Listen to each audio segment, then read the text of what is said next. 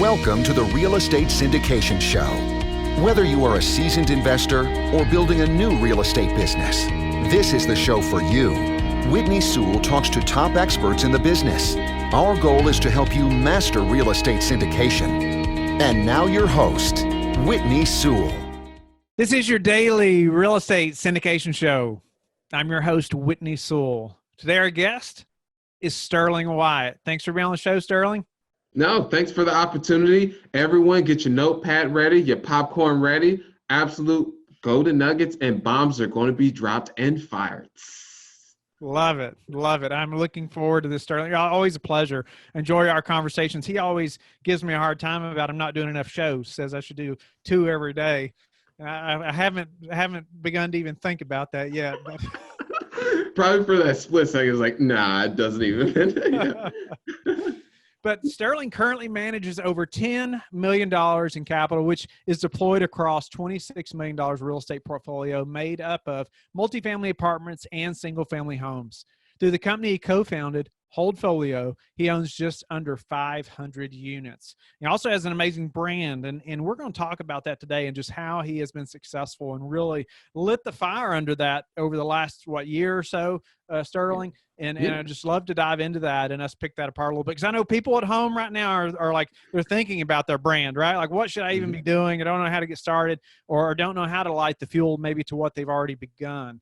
But Sterling, why don't you give us just a quick update about what's happened with Holdfolio over the last year potentially, and let's dive into just your personal brand and how you've put the fire to it. Yeah, so one thing, exited out of the partnership Holdfolio, so I have Sonder Investment Group now, in which no longer own the single families and solely on the multifamily. So that would be one of the, I would say, biggest shifts thus far. No longer in the single family space, solely on the multifamily.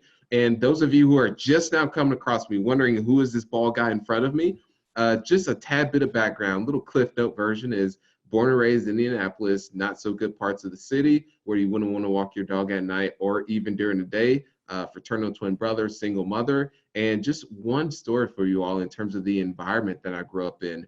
I remember one time, both my brother and I were about 5 or 6 years old. This was dinner time. We were eating Roman noodles and some cut up hot dogs, somewhere along those lines. As soon as we go upstairs and get done eating, a bullet comes right through the back patio where we were sitting. And I may not be here, he may not be here, but at the end of the day, decided to use that as fuel versus a crutch to get me to where I am now. So started in real estate 2009, where things were not going so well in the industry. I was a laborer on the construction side, mixing up the mortar, providing it to the bricklayers.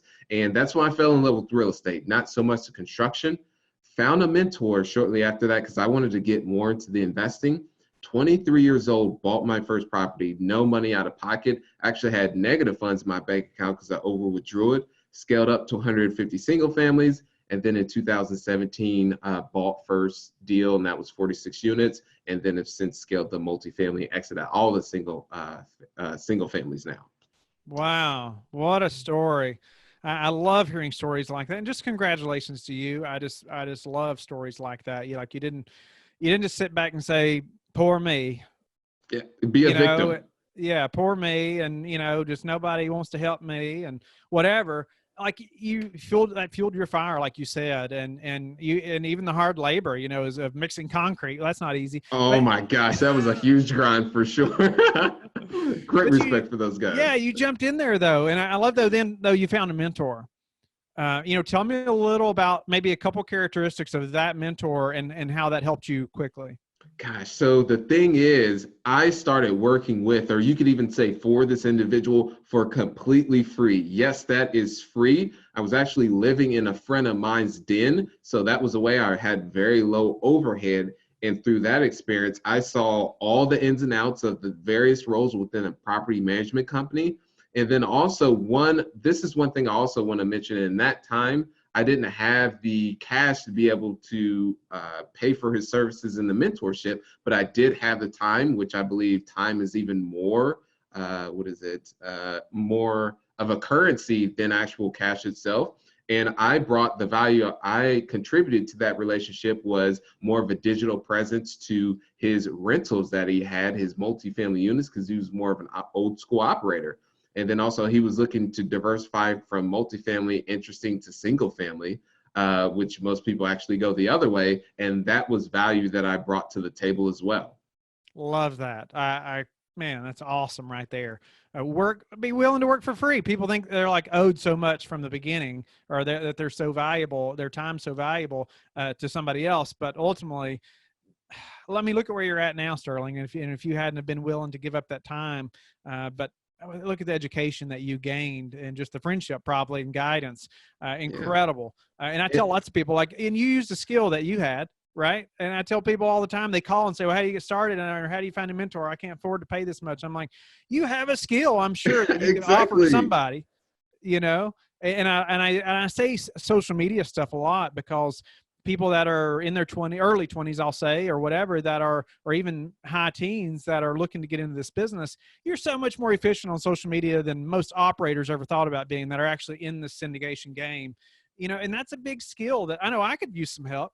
You know, exactly. So offer that ability and that time, even if you don't know about anything in real estate, you have a skill there. So love that. I appreciate you bringing that out. And so I'd love to get into, though, your personal brand. And I know your fire is lit. You grow your real estate business, and maybe we touch on a little bit of the branding piece that helped you to grow to where you're at now. I know your relationship with Bigger Pockets and a few other things that have helped fuel this. So let's get into that. What get us started, to go back a little bit. What was the first thing you did to brand yourself and to really start growing that?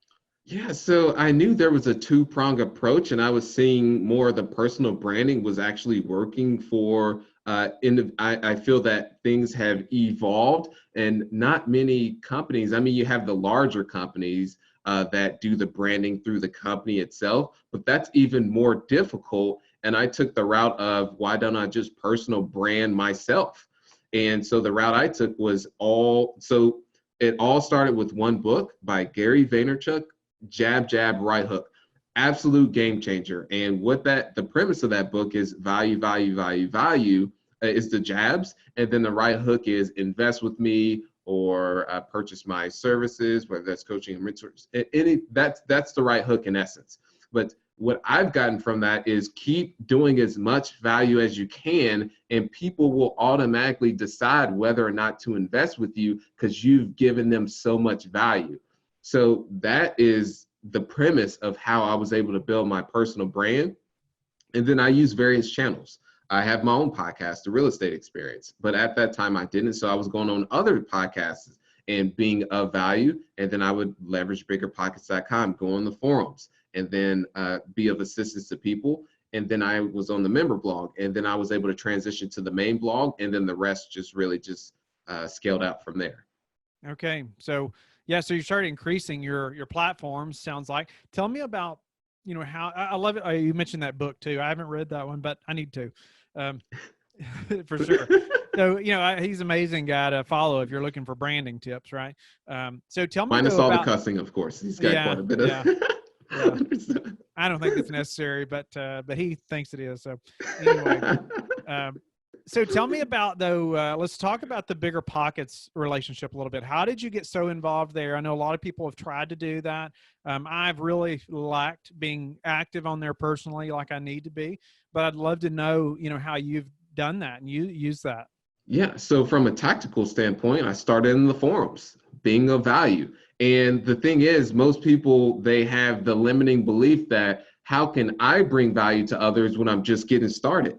So you can, if someone is looking to get in your market, Indianapolis, Indiana, that's one way. Oh, I'm here in Indianapolis, and they want insights on the neighborhoods. So that's one route you can be of assistance. Or they say, okay, how did you go about finding your first deal? And maybe you just found your first deal, or you didn't. You can share your story and lessons on that versus saying you should do this, you should do that. So that's the path that I took, was so much value through the forums on a daily basis. When you say forums, and just to clarify for people that may not be as familiar with the Bigger Pockets website, are you just making comments, or are you actually creating your own like blog posts?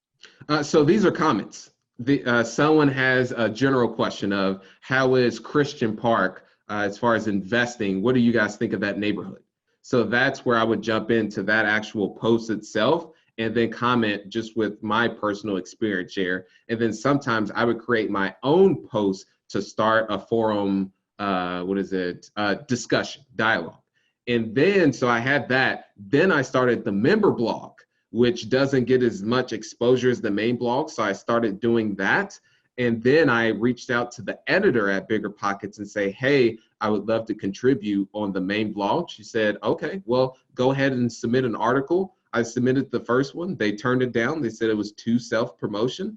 So from that, I tweaked. And I believe the next article I had was the disaster I made on, it was either my first wholesale deal or the prospective tenant that lied and had me call their relative that was the landlord. So I did that story, and then I scaled I would say in a 3.5 year period, over 200 articles. So that's what I'm saying, how it built the journey of that. And then I knew how much beneficial that platform in itself was. So I devoted quite a bit of resources to it. Wow. So you started a member blog though, or you just started, explain that a little bit. You just started commenting on the member blog. No, so they have the forums, and then they have a member blog, it's a blog, but a member blog is, I'm trying to, like a subset of the main blog, but it doesn't get as much traction. So you actually can do like a regular blog, but it's just called a member blog is what they call it. But okay. It's an actual 5 tips to acquiring a multifamily deal. So it's a blog, but it's just the member blog. So what's been the most useful thing you've done on Bigger Pockets to grow your brand? So I would say the contributing on the main blog. And this goes back to the principle of the 10X rule of I just maximize my output in terms of content. Because the thing is, and I know people will have limiting beliefs that, well, I don't want to push out a lot of quantity because I'm more of a quality person. That quality, one, is subjective. I pushed out pieces of content, and this is on the video and written blog side, that I was like, oh, the lighting's not that good, or I misspelled words, but that's done a lot more better oftentimes than the content where I put a lot more work into. And the thing is, it's noisy out there, so you have to push out a lot of content and be consistent with it. Very similar to what you do with this daily podcast, Whitney. Same thing. Wow. Okay. So how do you come up with, like, I know we talked about a little bit about like the location or something you do know about. And what I like too, that you kind of hit on there is like anybody can make a comment, even with a free account. Yeah, right? Exactly. Yeah. There's no excuse. Yeah. So get on there and be active, right? But how are you coming up with, say, content to post on there? Yeah. So myself, I tell my story. That's the main thing. Everyone has a story. And let's say that first 46 unit deal that I acquired, I can break 3 to 4 pieces of content out of that alone. Meaning I can do, okay, this is what happened pre-acquisition. Okay, this is what happened during the stages, lessons I've learned. Okay, this is what happened when I actually sold it. So I can take a piece of content and get 3 to 4 pieces out of it just from the written format. And then I could take those pieces of content and then put a video from it. Because the thing is, what people say is, well, I've already talked about that. Yes, but most of the time when people read your content, or let's say it's on Facebook, for instance, and they're scrolling, did they really read it? So those are the types of things, just being able to extract as much out of a piece of content, and that allows you to scale that much faster. But a team has to be involved, of course. Love that. You said a team has to be involved. You mean just for posting something like that, or? Yeah, I would say it helps to have a team, because if you're doing all that on your own, so myself, I had an editor that helped. So I would write the blog, but I'm not good in terms of writing as a skill set. So I would have an editor go up there and, what you could say, fancy it up even more, so the grammar is a lot better. So those are things that really help for me as a team. And then now, in terms of pushing out even more content, which is 3 to 4 pieces a day, I have virtual assistants that help with that. So I shoot the content on the high level, and they figure out how to get the most out of it, extracting little micro pieces of content. Where do you find your virtual assistants?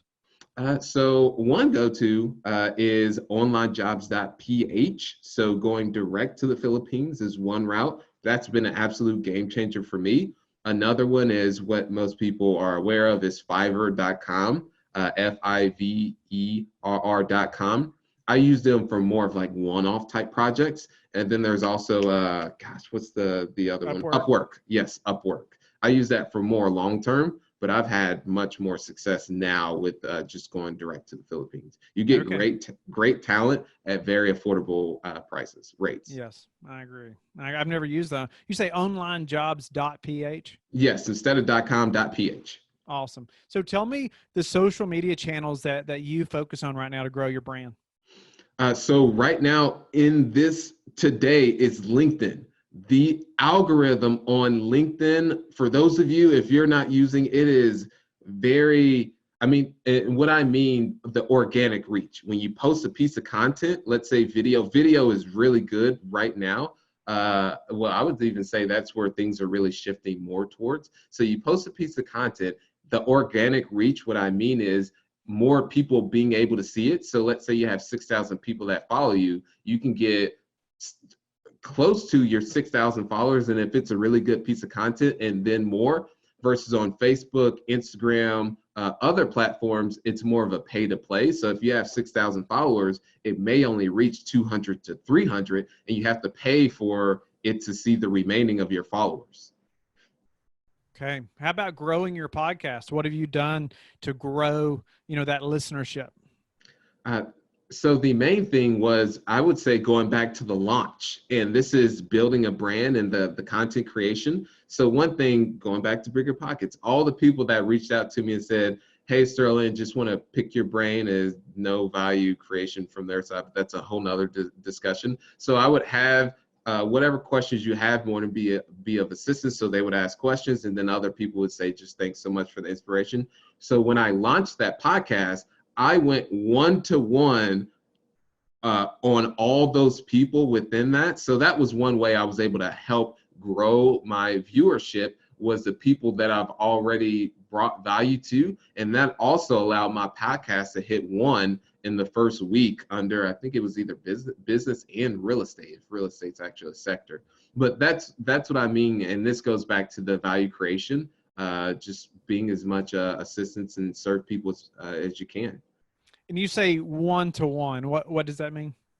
So instead of doing, like, let's say a email campaign out to 500 people who you've already had conversations with, let's say on Bigger Pockets, it's actually going to that person, emailing them one-to-one. Hey, John, I know you're looking at that triplex. I hope all is well since we last previously talked. One thing I wanted to ask, it would mean the world to me if you left. So very similar to that, where it's very personalized to that person, because they'll be willing to go the extra mile versus seeing that it's a canned blanket response email out. Love that. So tell me about the time commitment that you're investing here. And I'd love to get into, are you time blocking? Are you scheduling time for this? And how much time we're committing, to this? Yeah, I would say on a daily basis, I'm shooting content. As far as time blocking, that's one thing that I know I need to do, because myself, I'm not perfect by any means, and I'm still looking for ways to further optimize my current schedule and the way I do things. But just every day, I figure out some way to post a piece of content and just to be consistent with it, because I just want to become omnipresent. And one thing that Whitney is great at is, and I've experienced this too, is when you go to an event, hey, Sterling, oh, hey there, Whitney. That comes from just consistently putting yourself out there. Of course, you'll get some trolls and what they call the haters, but I like it because at the end of the day, people do business with who they know. Yes. Yes. So how much time every day are you spending, say, on social media, on all platforms together? I would say 2 to 2.5 hours. Okay. Any one platform you lean more on? Right now, Instagram, with leveraging the stories, and then also LinkedIn. And most of the content that I do post goes among all the platforms. And sometimes we'll tweak some messaging, like the caption, just based upon the audience. And sometimes I'll post one piece of content on one platform because I know it won't be the same messaging as the others. And at one point I was posting content on TikTok, but it's just an animal in itself. That's a whole nother emerging platform, but I do need to get on that, but it's a lot. Yeah. So what about tell me about your social media team. Is it just you? Is it just you and this, person that reads your blogs or, helps you with writing? What does that look like? So it's about a 4-person team. So there is, I would say it's a 3-person team. Well, even more because there's outsourcing to Fiverr.com, for instance. So I would say there's more on that. But in terms of on my team, there's 2 people that handles it. And then they delegate, let's say, the video editing, so they're the ones that say, okay, well, video editor, I want you to extract this clip. I want you to extract this clip. I want you to extract this. And then they do the outsourcing. I want you to do this for the audio. So they do all of that. They outsource it. And then it comes back to them. And then they post amongst the various platforms. So, and this comes to scaling. At first, you may have to do it yourself. But as you want to scale and focus on the higher value activities, then you start to put the people in place. So myself now is I just stick to just shooting the podcast as much high level as possible and not to get into the trenches, meaning, okay, I've got to use this platform to post it on Lipson to syndicate all. I'm out of that, more high level as much as possible. Okay. All right. Well, just a few final questions before we run out of time, Sterling. And that we like to ask a lot of the same guests, some of the same questions, especially if you're an operator like yourself. But I'd like to know how, I usually ask guests, like, how are you prepared for the potential downturn that everybody's talking about, right? But we're kind of in the middle of that now, or going. You dated the podcast. No, I'm just kidding. So, just kidding. I'd like to ask though now, how were you prepared, say 2 months ago for what's happening right now? So I would say this is on the front end of the holdings that I have. The apartments is one, buying in great locations, not over leveraging. So financing right. And what I mean by over leveraging, the highest I will go is 75%, won't go above that, even preferably would want to be lower than that. And then also buying right. So buying at a great price point. And in terms of being ahead of the curve, that filters down to the team. So there is a CEO amongst the communities that I have that really got ahead of the ball in terms of once in my specific city, the lockdowns and all that, and then people were losing jobs. That, hey, over communicating to the residents and then understanding their situation and then saying these are things that we offer. And then in those cases, then as an operator, having those open communications with the lender, if this happens, if that, but on the front end goes back to that is on the underwriting, what does it look like for us to break even, which we would need to be at 75% occupancy. So if we're at that, then there's a whole lot of other things that are hitting the fan. Mm. So I wanted to back up a little bit. I forgot a question I wanted to ask you. Maybe you could help the listeners with, as far as a budget they should expect for the social media, like just getting started, what kind of budget should they expect to be spending to say, do it well? Or, I mean, it doesn't have to be like Grant Cardone, but oh, yeah. we don't have hundreds of thousands to spend, on a monthly basis probably, but what's going to help us to get it there? Or do we even, does it take much budget? Yeah, I would say you can get a good amount done anywhere between $300 to $600. Very, very affordable. And of course, that's subjective in terms of affordability to someone. But I would say to push your content out there and be able to get the most out of it. So do one podcast and get 4 to 5 various repurposing of that content, $300 to $600. And that'll be good in terms of what I would like to say omnipresence. But of course, the more capital you put into it and more energy, the more you're able to push out into the marketplace. Is that a month? Yeah, I would say correct. Okay. All right. So what's a way that you've recently improved your business that we could apply to ours? Putting more processes and procedures in place. And so documenting, so leveraging Google Docs and saying that, okay, step 1, this, okay, step 2, this, our onboarding process.